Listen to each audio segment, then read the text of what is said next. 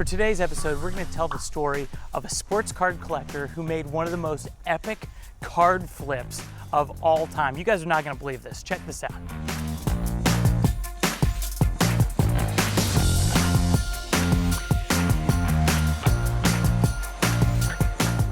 I'm here with Matt Malone, who is, you're an avid collector. I would say so, yeah. A fan of Texas sports in general. What can you tell us about yourself? I would clarify Dallas because I loathe Houston, but yeah. Okay. It's a Dallas sports. Tell you about myself, I'm a real estate broker by trade. Cards are a hobby. It's been a hobby my whole life, but I really got heavy into cards a few years ago as a way to supplement my fun watching sports. As a Texas Tech fan, Pat Mahomes was huge into getting me back in the hobby. Texas Rangers, obviously. I wish I would have had the money to collect when they were winning, because 2011 was a great year to buy baseball. But I just started collecting again, and the new cards were just insane, you know. I collected previously, it was very different, and then it became a little of an addiction, as most people go through, and I had to find that balance between hobby and hysteria, but I hope I found it at somewhere. Well, so I met you. We met originally on Twitter, and I know we came across each other's pages because we were both collecting Luka and Patrick Mahomes too. But then we both joined a Luka Doncic Instagram group. It was wild. And it was wild. I mean, it was so fun. It got kicked off, you know, really when the Luka craze began. And everybody was showing the cards they were picking up, and it was so much fun. I was like, I like the way this guy collects because he's buying a lot of the same cards, and I'm kind of notorious for that hoarding mentality. Yeah. But in particular, the Luka Kaboom, I think that's how we really hit it off. Is I saw we were talking to each other about the Kaboom and trying to figure out, you know, what do you think the print run is, and to this day, I believe it's out of 50. Have you formulated a further opinion on that? Yeah, so I think it's 40. Really, 40? Okay. If the reason the Dunk app, the Panini digital app, it has print runs. Okay. And you can get parallels, and all of the parallels, the reds that are numbered to $2.99 on Prism or $2.99 on the Dunk app, and they are true to everything. The Tiger Stripe's 20, the Concourse is 20, and the Kaboom is 40. Really? And well, so, that would make sense. Yeah. So if you look at that, it's 40. The only thing that would make you think otherwise is the Pop Report, VGS and Panini. Right. I mean, and PSA are getting awfully close to 40, but I know a lot of people that had a low grade on BGS and cracked it, or crossed it over. Yeah. No, that makes sense. And I mean, that's kind of, it was the Pop Report that helped me come to a conclusion that was 50. 40 still makes sense, to your point about, you know, crackouts, but I think at one point in time, you and I had 20 to 30% of the population between the two of us. And if it's 40, we may have had more than that. Yeah, we had about 25% if it's 40. Yeah. I no longer own any more Luka Kabooms, and I wish I had. You know, they were at some point in time traded off for other cards, but that's one that I wish hadn't got away, because I love that card. It's a beautiful card. But it is, and when it, you know, I'd say right out of the box, they were selling for $300, and that's a lot of money for a piece of cardboard. It is. But I loved it, and it wasn't an investment strategy, it was a hoarding. Yeah. You know, like I have 2 Kabooms, I need 3. I have 3, I need 4. It just turned out to be a good investment also. But yeah, I mean, to look back and think I hesitated at 300, and I hesitated at 700, and I hesitated at 2,000. I mean, I should have never hesitated. I should have kept buying. But same here. It's a great card. Same here. Well, and I think it's the perfect collector storm, because it's a sports card, but it looks like a comic book rendering. Yeah. You know, so it appeals to both of those groups and crossovers. But well, tell me about yourself as a collector. Like, how did you get started early on? And my story is very easy to remember. It was 1990 in May. I was 9 years old, and my mom was hit by a drunk driver. Oh, wow. And like broke her C1, C2. She so high up they couldn't do a halo. She was just if she made it, it was going to be a miracle kind of deal. Jeez. And so my dad was in the grocery business. It was a good job, had insurance, but she was hospitalized in a bed at our house. And, we had a lady that would help for $75 a week or $50 a week, whatever it was back then that was normal. And other than that, it was me, a brother that's a year older, and a brother that's 4 years younger. So it was a 5, 9, and 10-year-old in a house with my dad working 80 hours a week in the grocery business and my mom literally in a hospital bed. Ugh. And so my dad bought 1990 tops, and he brought a box home, and she would give us a pack when we would come check in on her. And really it was her way of checking in on us. Yeah. And that was it. I mean, I actually probably have my Nolan Ryan. If you remember 90 tops, it's the Frank Thomas rookie with the no name, which I wish, who knows how many of those I might have had, who knows. But we wanted the Nolan Ryan, it was like 5-card set. Yeah, I remember that set. Number 1, 2, 3, 4, and 5. And you'd basically get one every other box. You'd pull a whole set. And so my brothers, we'd trade, and I wanted all the Rafael Palmeiros, and I wanted all this, and he wanted the Nolan Ryans. And in fact, his son's name is Nolan.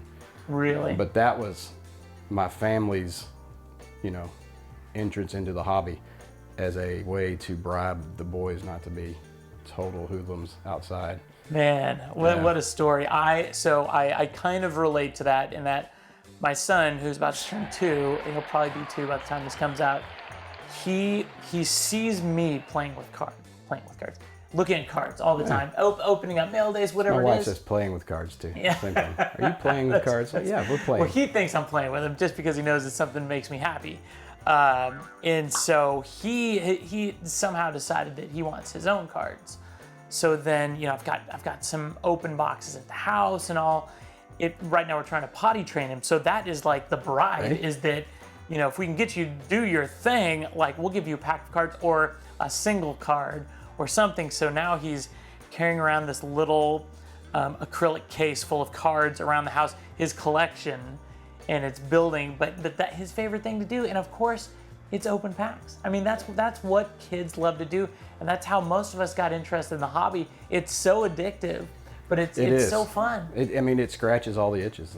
The gambling, it's the lottery ticket. Yeah, and it's a treasure hunt. Opening packs is a treasure hunt, and it's a dangerous hobby part. But yeah, that's my favorite part. It'll always be my favorite part. What are you gonna get? Yeah, regardless of the odds. Do you have a valuable card collection but you put zero effort into storage? Do you keep your cards in a box like this? Or like this? Something like this? This? Ho ho ho! What are we doing here? You need Pastime Marketplace. Pastime Marketplace is the Mercedes-Benz of sports card storage. The cases come in a variety of sizes. They're waterproof, airtight, dustproof, and extremely durable. If you care about your collection, visit PastimeMarketplace.com and treat your cards to the storage they deserve. Don't forget to use discount code BenchClear to get 10% off your order. How do you acquire the cards that you get in your collection? Do you break boxes? Do you break cases? Do you buy singles? That's kind of evolved, obviously. When I first started, when I learned about breaking, was probably the worst thing that ever happened to me. It's dangerous. Yeah, and I learned by searching for individual cards on eBay, and I see a listing and says Nomar Mazara, every Nomar Mazara card in 10 cases, and I'm like, that's amazing. And so I win the auction, and I don't remember who it was, Dave and Adams. It was one of the big guys. Okay. And it says your break will happen shortly after this. So I'm like, when is this going to happen? When are you going to open these? When are you going to? No response. And now I know why, because they probably had 500 of those. And then I watched that video on YouTube for hours, just watching them open packs. And it's like, oh, there's no more there. That's mine. Oh, there's another one. And then, like many people do, I bought into another and another and another. And, yeah. And I wasn't hitting enough cards, so I became a fan of a lot of other players and bought more so that I was. And then, local card shops, I would say they're not thin anymore. We have a lot of really good ones, but I found Nick's was the first one in Dallas I found, and yeah. I'll go buy a box, and then I bought a case of cards, my first case. And then what year was it? Vladimir Guerrero Bowman first. Was that 2016 Bowman or 2017? But that was 5 I want to say cases. 17, but okay. Yeah. Okay. So that was the first time I went crazy. I bought 5 cases. 5 cases of the same product. Of the same product. Got and it. I opened them all and sorted them all. And I could not wait to get home to start. And my wife was out of town with work, and so it was great. I had the whole kitchen table. Oh, yeah. And now I've probably evolved into buy what I like or buy something that I think might have a chance to make a little money. And Right. I like to make the money to buy what I like, obviously. You know, it's hard to let go of something I like. It has to become crazy. I You know, 100% relate the to cards that. you've sold break my heart for you, but I know. But it makes Let's sense. not get into that, man. This is about you. Yeah. Well, so who do you collect? Well, I have a couple my PC personal collection. I have a Hall of Fame Major League Baseball rookie collection. Oh, cool. And I just want to eventually get to a rookie card for every Hall of Famer in MLB. And I've had to figure out a way to kind of work around some of them. Obviously, the older ones you can't get. The Negro League players didn't have a rookie card. Right. And so that's really Right. a fringe area where I wish I could figure out a way that makes me happy to get those. Do I stick with Topps? What's a rookie card? 52 Jackie Robinson is a great card, but a 58 Bowman's really where you want to be. But you're talking thousands of dollars difference. But that's my main collection. I used to collect everything and buy everything. I've sold it just to focus. I've learned if you don't really focus, you're gonna be a little crazy. And then Luka has become a collection / investment hoard, whatever you want to call it. And I collected Mahomes because of a Red Raider, but I sold way too early.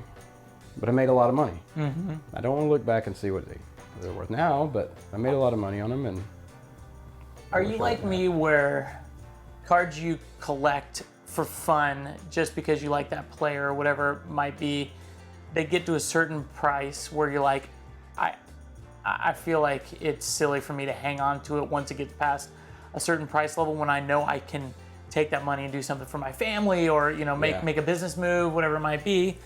Do you feel that same way? Yeah, you have to. And I think if I really like the player, for instance, Texas Rangers, I like Texas Rangers, my team.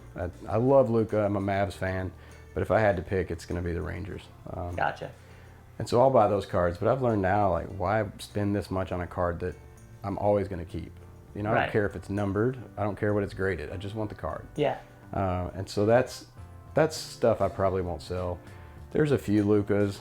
I pulled a really nice Luka, the gold Luck of the Lotto. I pulled that, so I don't know that I'll sell that because that's fun. I pulled it. Yeah. I remember the shaking hands, cell phone pictures, Twitter commentary. Why are you holding it like that? I'm like, because I'm in shock. That's why. Just trying not to drop it. Yeah, but if you can make $1,000 or, where's the line? I don't know. But when it gets to 1,000 plus, it does feel crazy. Yeah, it does. It almost feels irresponsible. Yeah, irresponsible. Because, I have this here, and you can always say, well, it'll always be worth this. I can always sell it. And that might be true, but, you need something for $5,000, and you can write a check, you can use a credit card, or you can sell a piece of cardboard you buy for $400. Right. It makes my wife happy to not have to dig in and get more money. I haven't put new money into the hobby in months, maybe a year. See, that's good. I think when you can have your hobby fund without you going out of pocket anymore, that's a great place to be. That's a great place to be. Still maintain a collection. Yeah. So what's your dream card? 52 Mantle. Really? Yeah. Do you consider that the rookie? I do, yeah. I mean, the 51 Bowman is a year older, but the 52 Mantle is his rookie in my opinion. So iconic. It's iconic. I've wanted it. I didn't pull the trigger on it, like PSA 1, PSA 2 for like $4,000 in 2016, 2017. And at the time, to fathom a card could ever be worth that to me, I hadn't experienced that yet. And so I didn't do it. And now you can't touch them. Like, they're 11 to 14,000 for literally one that had the kid had drawn a beard on Mantle and then erased it as an authentic grade, sold for 11,000. And so it's got a great story behind it, though. It does. That's almost makes it more valuable. The Instagram group that you were talking about, there was a guy that acquired SGA, is that right? SGA mantle. SGC? SGC. Yeah. 2. Okay. And at that time, I made the decision, like, I would let go of Kabooms for that card because that's the card I've always wanted. Yeah. And the Kabooms were $3,000 at the time. So I offered him 5. I said, I'll give you 5 of these for that. And he said no. Wow.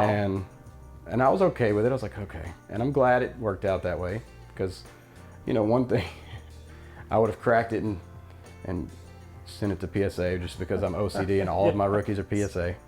But, what happens when I get that card? I've thought about that. Yeah. I'm even buying players that aren't in the Hall of Fame yet, but that I'm just kind of guessing. Right. Anthony Andro, that he's a sports writer for the Rangers. He's a voter for the Hall of Fame, and I'll bother him. Like, what do you think this guy's in the Hall of Fame? Do you think Yadi Molina's going to be in the Hall of Fame? He's like, just buy his rookie card. It's $15. But yeah, the Mandals, that's my holy grail, and I'll probably get there.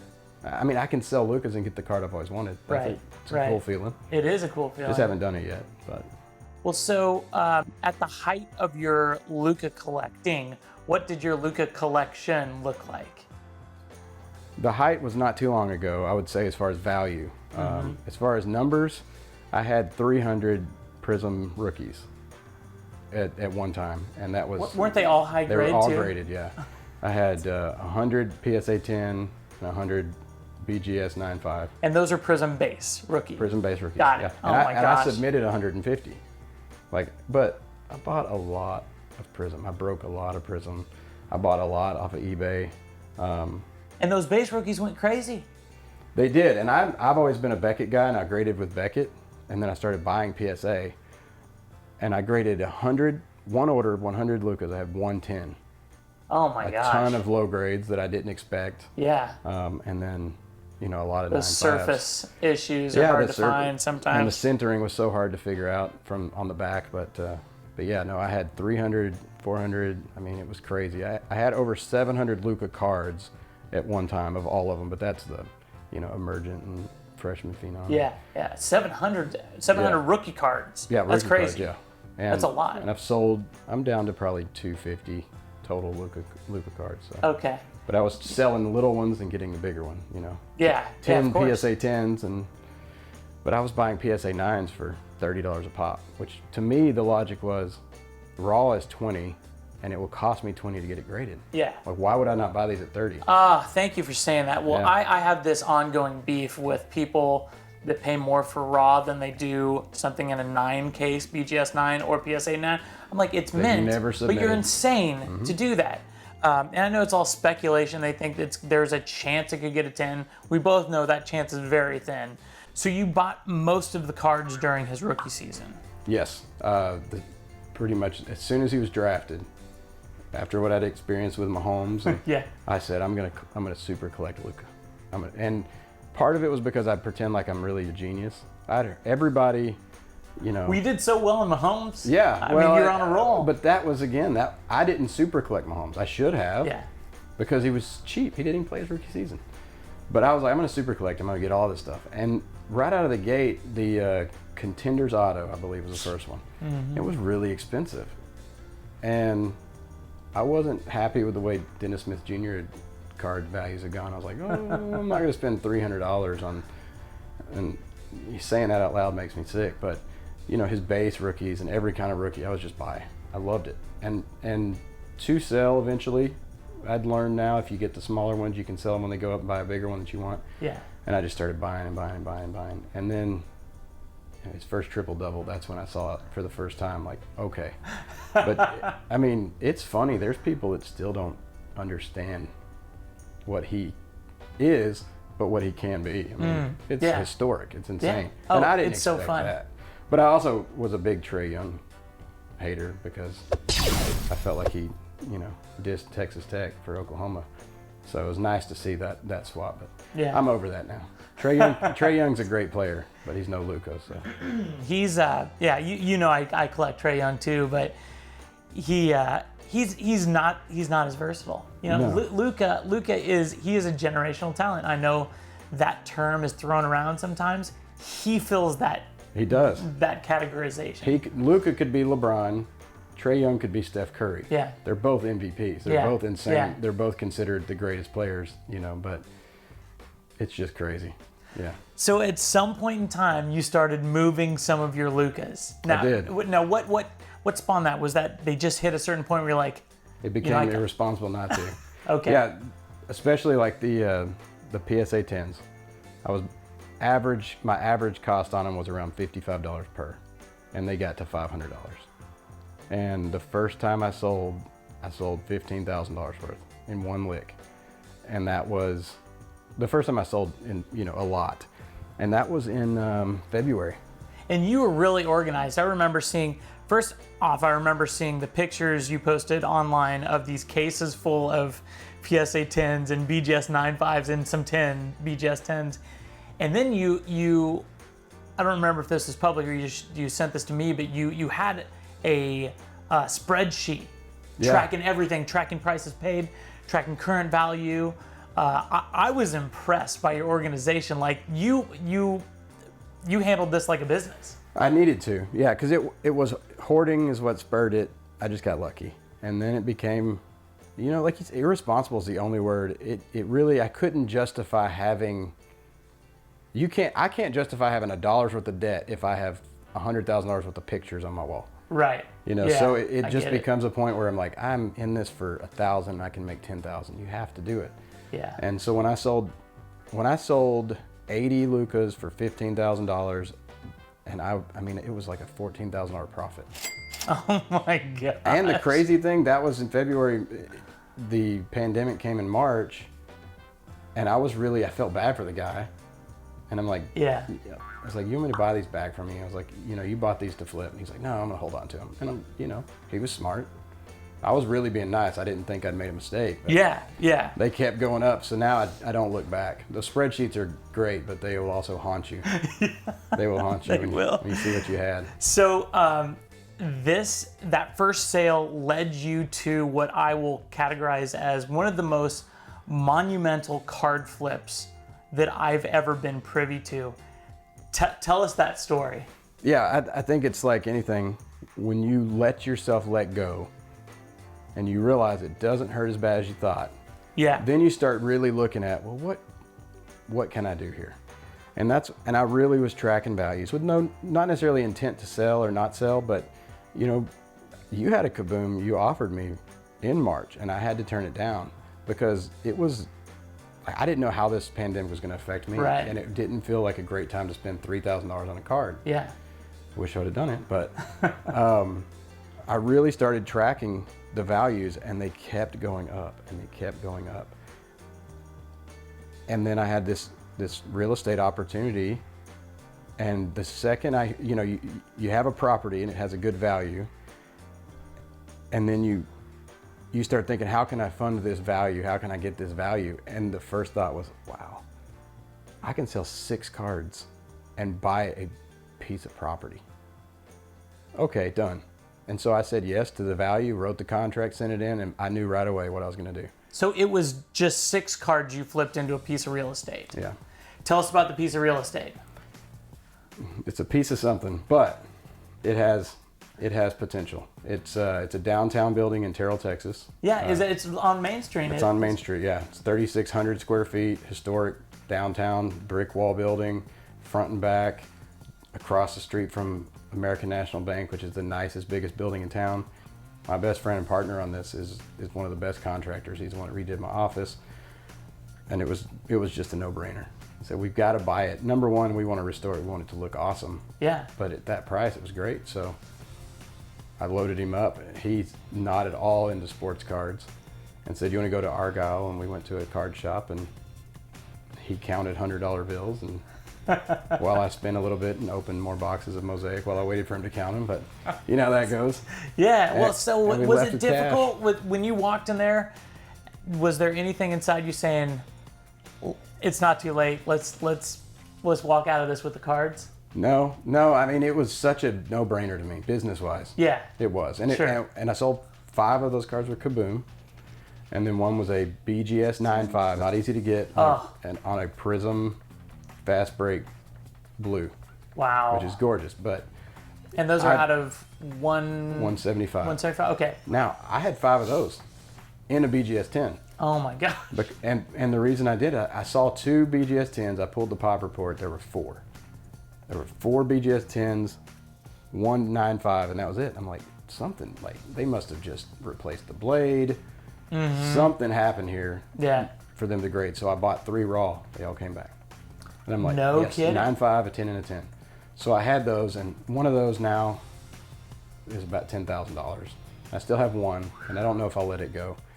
But I was, buying them for $500 and selling them in that deal for, I guess, the equivalent of about $6,000. But the 5 kabooms, that's been hard to watch. But if we truly controlled 25% of the market, I do feel like putting those 5 in the market helped because he sold them and they've sold them. And I have the serial numbers. I see them on eBay auctions. I'm like, that used to be mine. like that. Literally, that card was mine. It has my fingerprints on it, and it just sold for $7,000, and I sold it for $4,000. Like, oh well. Yeah.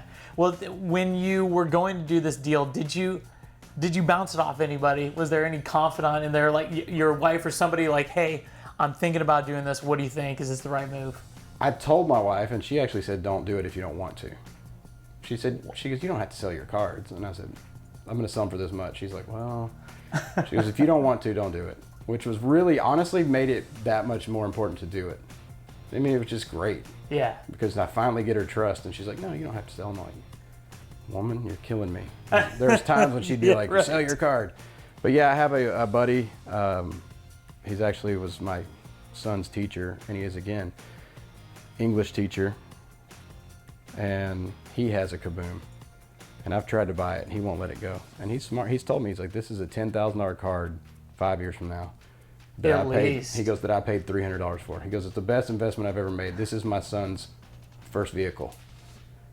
And he won't sell it. And I called him and said, I'm about to do this. And he goes, why? And I told him, he goes, okay. And he gave me your, I'm not so sure I didn't reach out to you and say, am I crazy? But. Well, do you get enjoyment out of the property? And knowing that you own that and having the vision of what it's going to look like eventually? The vision gives me great joy. Yeah. I mean, and I might use it for an office. Yeah. And so now you're making money on it again. You get to enjoy it every day. You get to enjoy it every day. It's an investment. It's funny, I'll let go of real estate a lot easier than I'll let go of my cards. Yeah. I don't get attached to real estate. Right. But I get attached to pictures of Luka. Do you ever think that someday down the road, like these cards that you sold for this property could be worth 10 times what the property is valued? I know it hurts to think about, but I know I've thought about that. Yeah, and I've thought about it more after doing it, and not as much as, like, there is some regret, but I think I've learned enough through that regret to now know where my threshold is. Yeah. Because, there's no guarantees in cards. Right. There's no guarantees in real estate. However, real estate has historical data, and it's what I do for a living. And even if that property drops, it will come back, and then come back and come back. What are cards going to do? I don't know.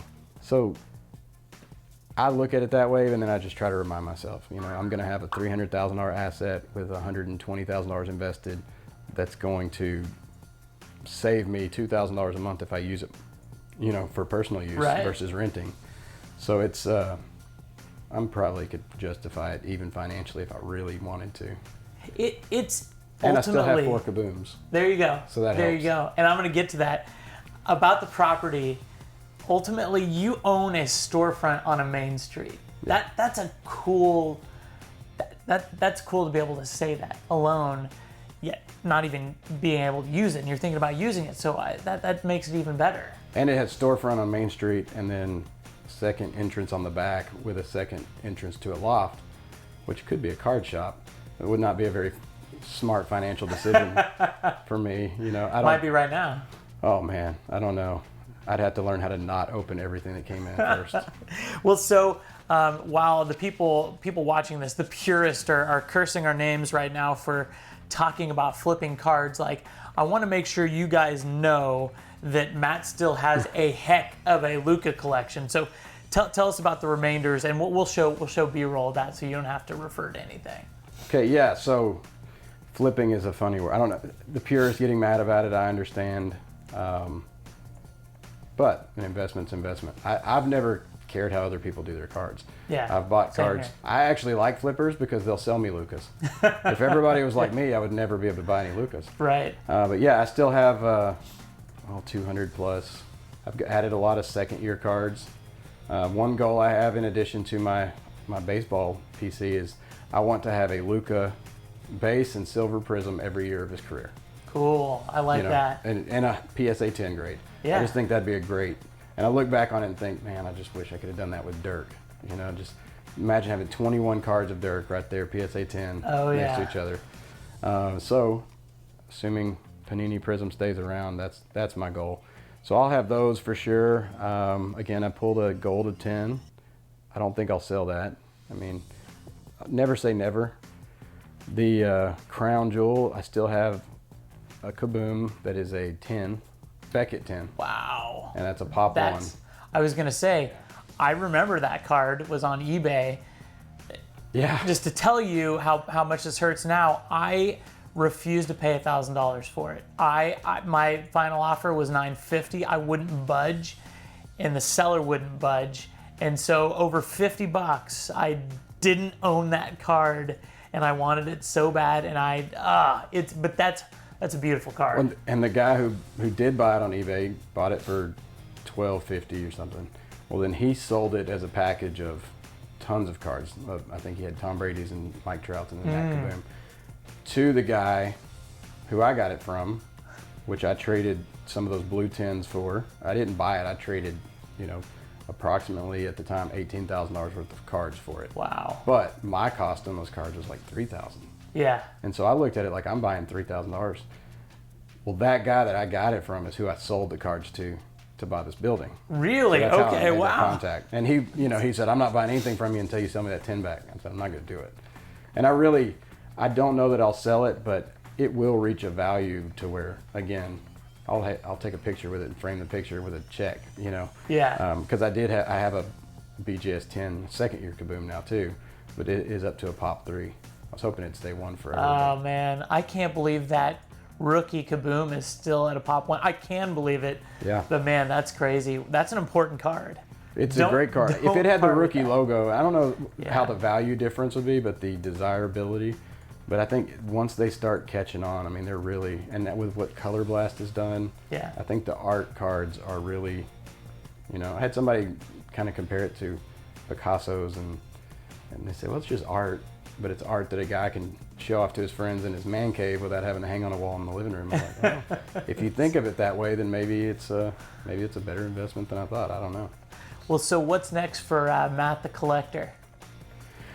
Oh, I don't know. I'm actually I'm waiting on about 400 cards to come back from grading. Oh. Trae Young rookies. Some of them I don't know what they're going to, it's kind of the gamble. A lot of Wander Francos, things that when I send off are great. Sometimes you get them back, you're like, why did I grade? But on the flip side, I sent to check out my cards. I've started using those guys a lot. That's been really interesting. The pandemic caused my 12-week order to be delayed. Had it not, what would I have listed my 50 plus Fernando Tatis and my 50 plus Michael Porter Jr. for? So it worked out. Yeah. But I've really been happy. I think when that takes off, it's going to be huge. There's just a lot of inventory, not a lot of buyers yet. And I say not a lot, not like eBay. But when that takes off, I agree. I'm really excited about that. So I've been doing a lot of that, but I want to kind of thin down until I know what I have. Keep all my local teams, all my local stuff. Everything's paid for, I'd say, for the most part, and that's a great feeling from selling Luka's. And then I'll still, I'm going to hold on to Luka as long as I can. I really believe in him. I really do. And if Luka holds and the market holds, then, oh man, 10, 15 years. Hold on. I mean, if it just does what LeBron did, it's crazy. But I have $1 million in sports cards. Yeah. Yeah. That's crazy. And I think you told me that. I sent you my list, and I had the valuation of like $220,000, and you said that's pretty impressive. 5 years from now, that's going to be $500,000. And I'm like, Easily. I was like, what if he's right? That's crazy. Yeah. Yeah. Well, so what do you think about the hobby? What do you think about these prices? Do you think we're in a bubble, or do you think it's sustainable, this sort of heat we're seeing right now and just the increase in prices? You could ask me every day and I'll give you a different answer. Okay. I mean, like, honestly. What about today? I think the word bubble is a very good analogy, because what bursts the bubble? You know, like, let's call it a balloon. What pops a balloon? Too much air all at once. Mm-hmm. And I think that could happen. The bad part about a flipper is if they just lose interest. You know, what if we have a lot of disinterest in the hobby and then they flood the market? You know, because there's a lot of people that have a lot of money. So what are they going to do? Are they going to store this in a cabinet they forget about, and then it just stays there forever? Or are they going to say, that was dumb, and they sell everything for half price? Right. Those things are a big factor. I had somebody compare it to fantasy football, which I used to goof on people. Like, you play fantasy football, so dumb. And then I played, and just like everything, just became a huge addict. It was so fun. It does add, you're watching sports in a different way. Sure. And so what if cards... You feel like an owner. Yeah, if cards do that, then we haven't even scratched the surface. I agree. My biggest concern, honestly, is regulation oversight. You have Panini and Topps, Beckett and PSA. You know, there are obviously other companies, but those are the tops. Mm-hmm. And how many Topps employees making $50,000 a year have access to cards selling for $1 million? And that scares me. I mean, that really does. And there's no reason to think that could happen, but the market is so big and the numbers are so big.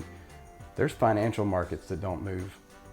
I know. The value that we're seeing moved on cards, and the oversight's there. So I think we need to have some oversight, which is, I know everybody, like true collectors, are like, but there's people investing millions, and we need oversight. Mm-hmm. I mean, it's got to happen, and if it doesn't, then there's always going to be room for speculation. You know, is this real? Is this not? But for what I have, I'm in it at a point where I feel confident that my collecting moving forward I'm not gonna invest too much anymore. I don't see, maybe somebody will come along and I'm like, I really like them. But I mean, if Zaire Smith for the 76ers becomes awesome, I'm gonna be rich again. Let's see, what other Red Raiders? Jared Culver with the Timberwolves. Yeah. You know, so if somebody that happened to be a Red Raider that I bought a ton of their cards turns out to be a superstar, I'm gonna look like a genius. But who knows? Well, Matt, it was a pleasure hearing your story, man. That was a lot of fun, and thank you for taking time to chat with us today and walk us through that. That is amazing, and my favorite flip story that I can ever think of. Well, I appreciate it. It's a good flip. If anybody wants to flip, send them my way. I'll find them some property. Hey, brother. So nice talking with you. Thank you, and it's great having you in the hobby, man. Thank you. It's great having you. I hope everybody watching this is buying Luka. See you guys later. Make sure to subscribe to us on YouTube and connect with us on Twitter, Facebook, and Instagram. Thanks. PackGeek.